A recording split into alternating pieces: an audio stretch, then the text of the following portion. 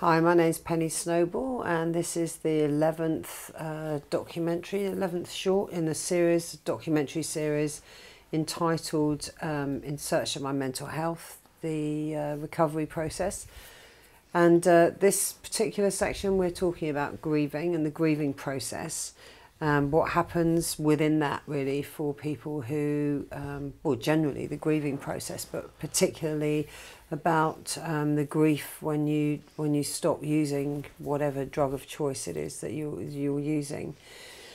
For me personally, the grieving process has been a huge thing this year actually, as I turned 50 in June, and it just I really struggle with it. I'm starting to wake up and to realise that some of the things that I believed to be true weren't true. I got to this stage and I realised, this probably sounds really strange to some people, but I realised I won't be having any more children. I realised that a lot of the things, that hopes and dreams that I had, they're not gonna happen anymore.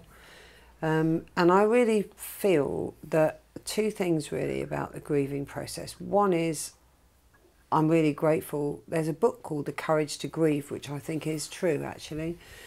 I think it does take a lot of courage to grieve. And the other thing about it for me is that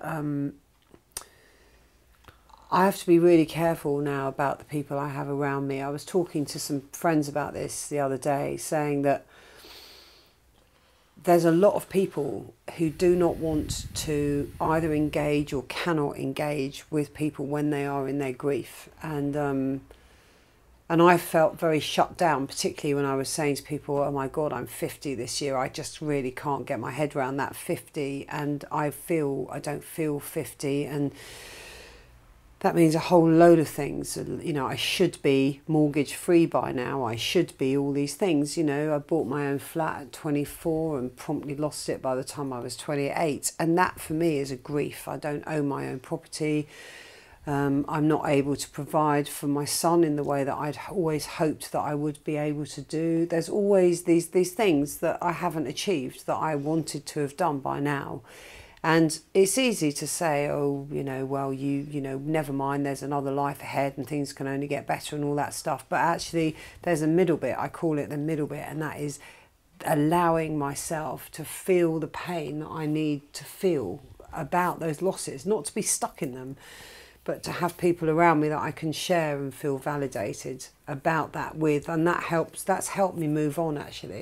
You know, it's like, it did start with when I put down the booze, and when I started to realise, I started to think, oh my God, there's certain things I've done, and you know, why did I do that? Or it's stolen those years, or...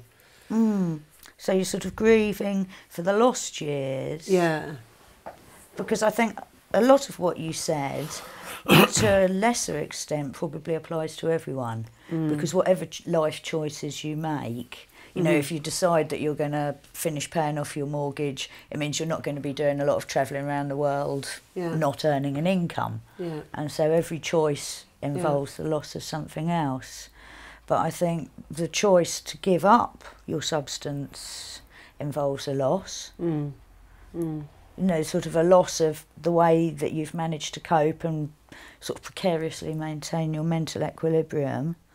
And then it also, then that loss triggers your awareness of all the other losses that choosing to sort of to use, because everybody does have a choice, but you know, sort of choosing this is my way of coping brings up all the other things that you've forfeited and given up. And you do need that space to sort of feel really gutted, because otherwise what you're going to do, you're just going to push it down and it'll still be there. And I think it can be a major cause of relapse. Yeah, I think that's true. Denying. I think it's true. I think denying that's really that.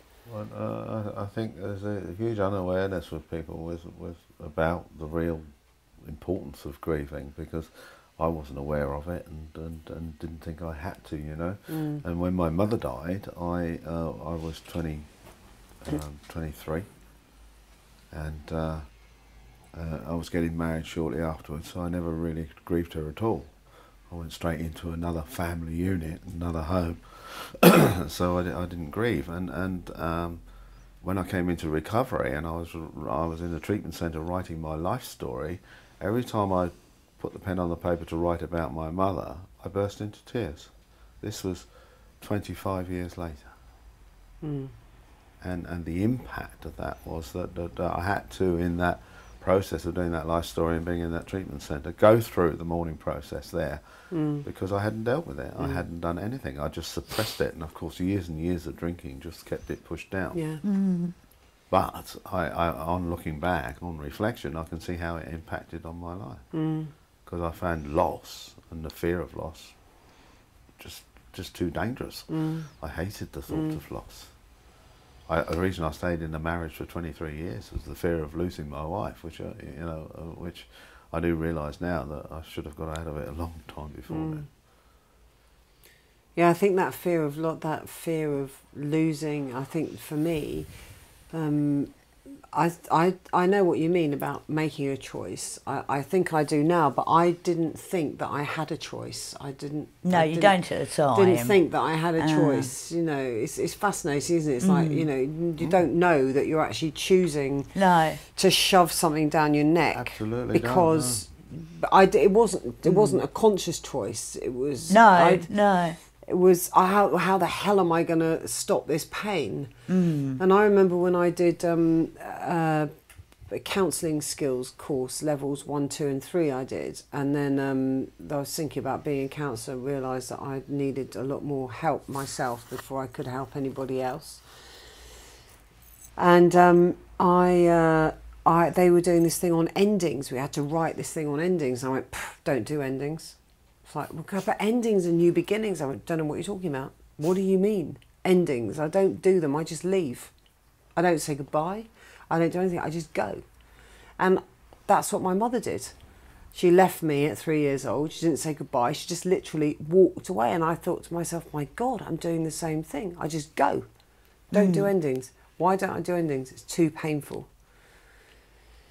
And it was a really big kind of shock for me. And when I was in the treatment centre, having to write this all about the losses and grief and stuff, I found that the biggest grief for me was around my relationship with my son's father, and the fact that I'd lost a potential life by not being able to ask for help, not being able to discuss what was going on for me. I just thought that there was other things going on for him.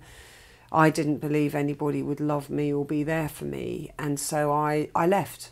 And I have never grieved it. I've never been able to grieve it. I've never been able to look at it and think, what could have been?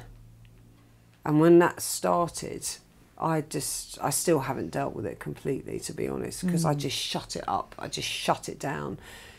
And it's taken an awful long time to get those pieces of the jigsaw puzzle. And just that glimmering of awareness. A glimmering, that's a beautiful description, actually. It's like a glimmering of awareness.